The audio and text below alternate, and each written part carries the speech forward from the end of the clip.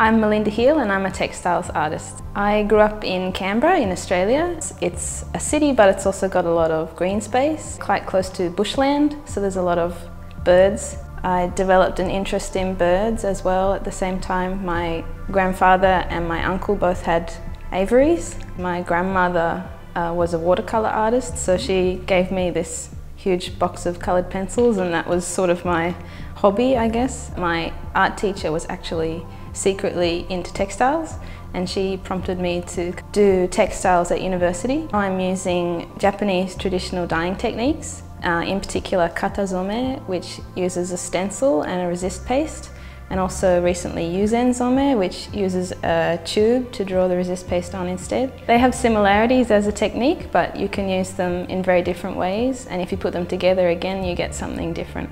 I like Kyoto a lot, and there's a really nice art community and textiles community too, actually, that I really enjoy being a part of.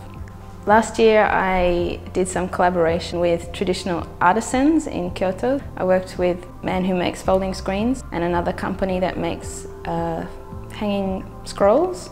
A great part of what Kyoto is, keeping these traditions alive. In my future work I'm hoping to use more Japanese paper.